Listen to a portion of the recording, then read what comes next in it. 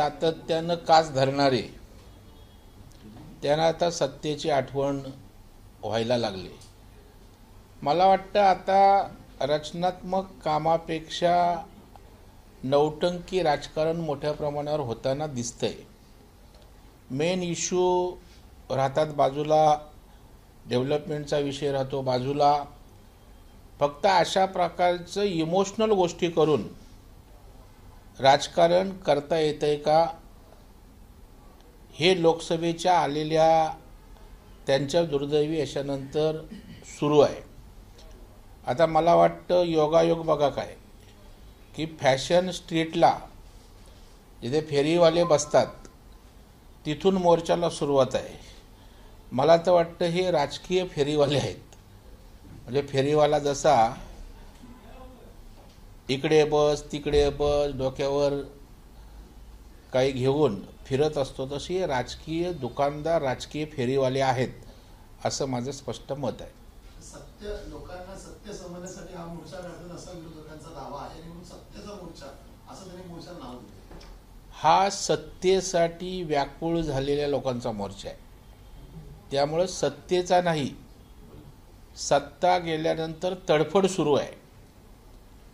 कारण आपण बघाल की महादेव जानकर सुद्धा काल शेतकऱ्यांच्या मोर्चावर आरूढ होऊन काय म्हणाले, आम्ही सत्ता पालट केल्याशिवाय स्वस्त बसणार नाही.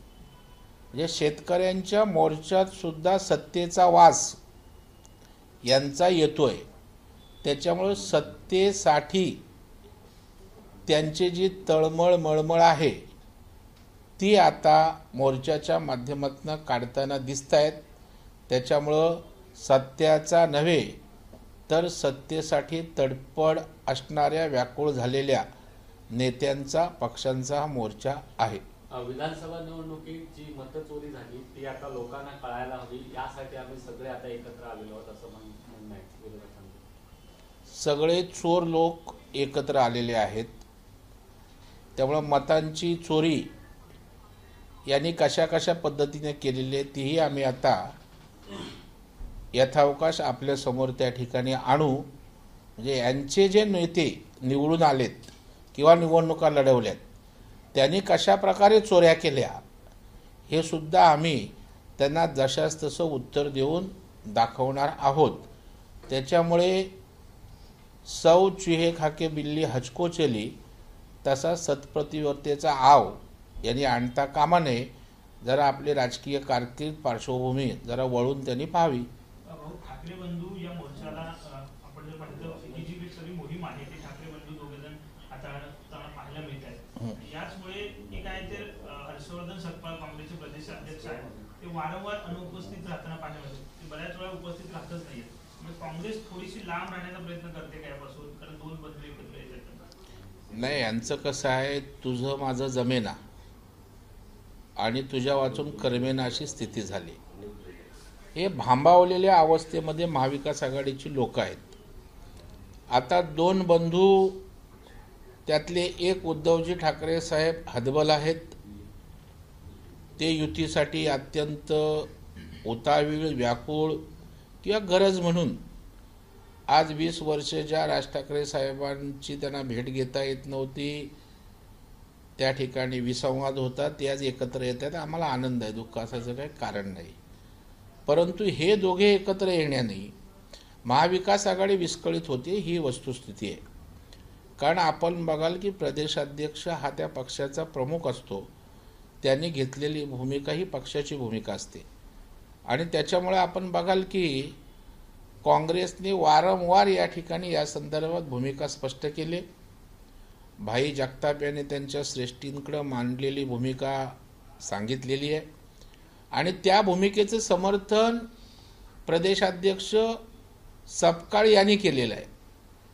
त्याच्यामुळे हे दोघे एकत्र आले तर काँग्रेस जवळ नसेल, मला वाटतं हे स्पष्ट दिसतंय. पवार साहेबांच्या पण कालच्या बैठकीत मी माध्यमांच्या माध्यमातूनच ऐकलं पाहिलं की दोन मतप्रवाह आहेत. राज ठाकरे साहेबांच्या सतत बदलत्या भूमिकांविषयी आज शरद पवार साहेबांचा राष्ट्रवादी काँग्रेस पक्षसुद्धा साशंक आहे. आणि त्याच्यामुळे मला वाटतं एक वाक्यता कुठेच नाही. जो तो आपल्या अस्तित्वाची धडपड करत असताना राणा भीमदेवी थाटाच्या घोषणा करताना दिसतंय, तर दुसऱ्या बाजूला आमची महायुती अभेद्य आहे. तिन्ही नेत्यांमध्ये एक वाक्यता आहे, समन्वय आहे आणि महाराष्ट्रातल्या जनतेचं हित हा आमचा फोकस आहे. भाऊ, रोहित पवार यांनी डोनाल्ड ट्रम्प यांचा बनावट आधार कार्ड जो आहे तो पडतो कसा आहे दाखवण्याचा प्रयत्न केला, म्हणून त्यावरती गुन्हा दाखल आता झालेला आहे. रोहित पवार असे म्हणतात की 40 पैशाचे कार्यकर्ते जे आहेत भाजपचे ते माझ्यावर गुन्हा दाखल करतात आणि मी काही त्याचा वापर कुठेही केलेला नाही असं त्यांचं म्हणणं आहे. मला वाटतं आम्ही 40 पैशाचे असू, तुम्ही बाबा $400 आहात, तर मला वाटतं तुमचा पक्ष जाऊन अमेरिकेत डोनाल्ड ट्रम्पच्या इथे काढा. कारण तुम्ही आज महाराष्ट्रातले स्थानिक प्रश्न यापेक्षा डोनाल्ड ट्रम्पचा आपण उल्लेख करायला लागले आहेत. त्याच्यामुळे मला वाटतं तुम्ही त्या धाटणीतले नेते आहात. तुम्ही आता इंटरनॅशनल रोहित पवार नेते झालेले आहेत, मग पवार साहेबांपेक्षा मोठे नेते झालेत. आणि त्याच्यामुळे माझ्यासारख्या छोट्या कार्यकर्त्यांनी त्यांच्यावर प्रतिक्रिया करायची की नाही असा मी त्या ठिकाणी विचार करतोय. भारतीय जनता पक्षाचा कार्यकर्त्याचं मोल खानदानी राजकारणातनं पुढे आलेल्या रोहित पवारला समजू शकत नाही. त्यागातनं समर्पणातनं भारतीय जनता पार्टीचा कार्यकर्ता उभा राहिला आहे. कुठली राजकीय पार्श्वभूमी घेऊन त्या ठिकाणी कार्यकर्ता घडलेला नाही. वंदे मातरम आता एक नव्या वादाला पूर्वी केली आहे.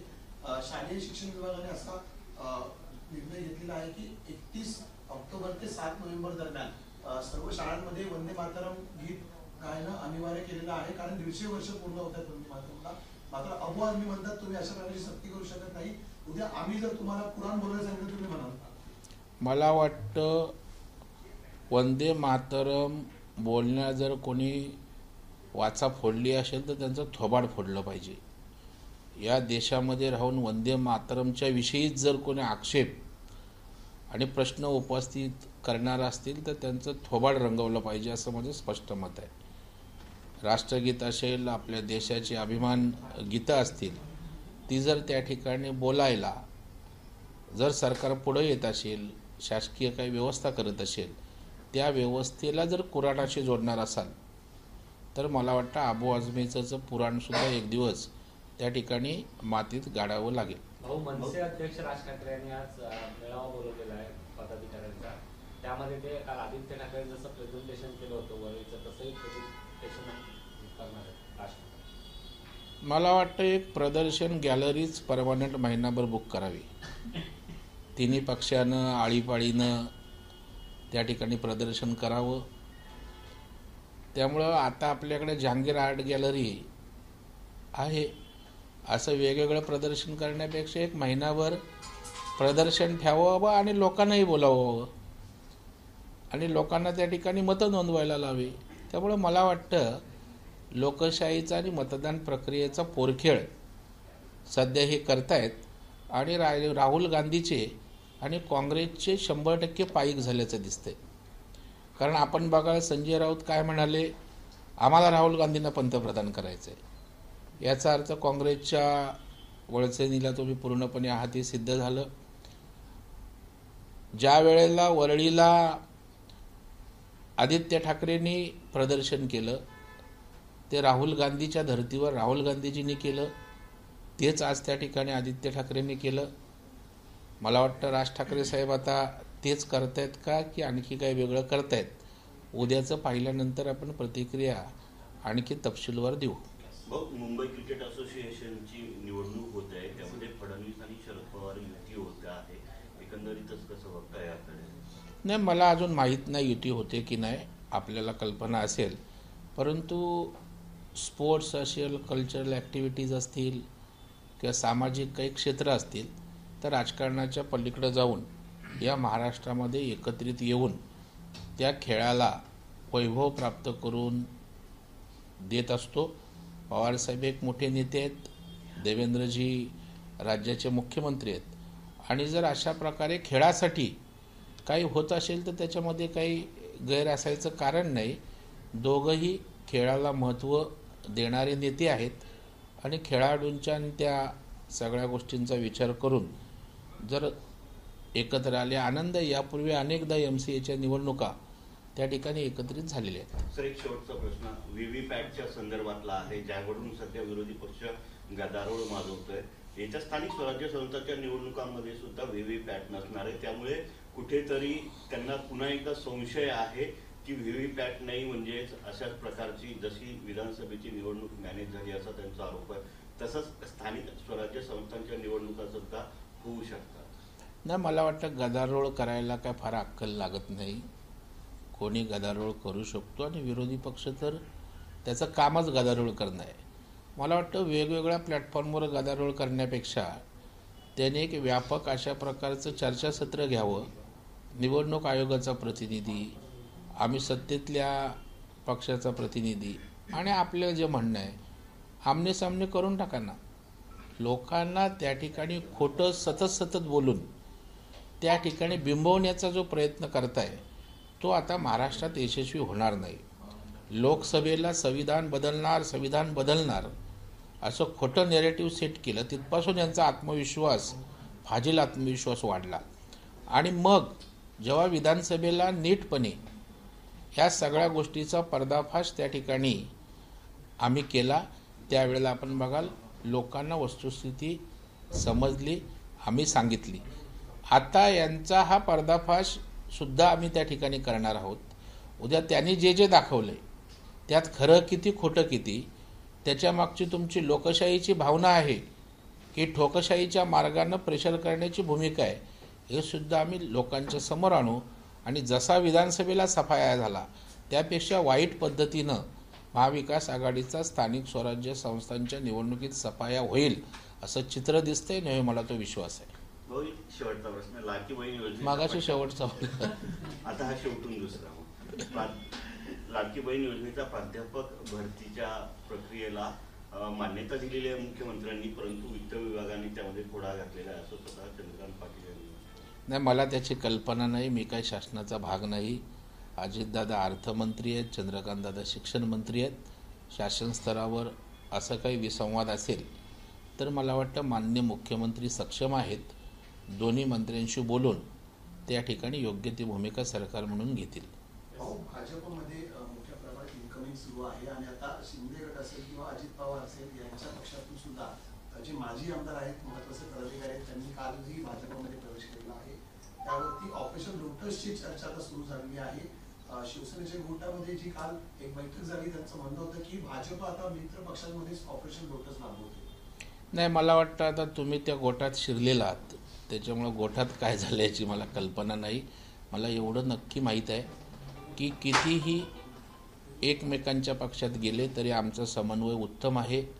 राजकारणामध्ये ये जातच सगळ्या पक्षात होत असते. जसं आमच्या पक्षात येत आहेत तसे आमच्या पक्षातले लोक पण शिवसेनेत गेलेले आहेत, राष्ट्रवादीत गेलेले आहेत, घेतलेले आहेत. त्याच्यामुळं एक कोण करते बाकीचे करतच नाहीत तर ठीक आहे. त्याच्यामुळं आपापल्या सोयीनं तिन्ही पक्षाची लोक एकमेकांना सामोपचारानं त्या ठिकाणी सामावून घेत आहेत. आणि मला वाटतं आमचं तिन्ही पक्षांचं नेतृत्व अत्यंत भक्कम आहे, सक्षम आहे.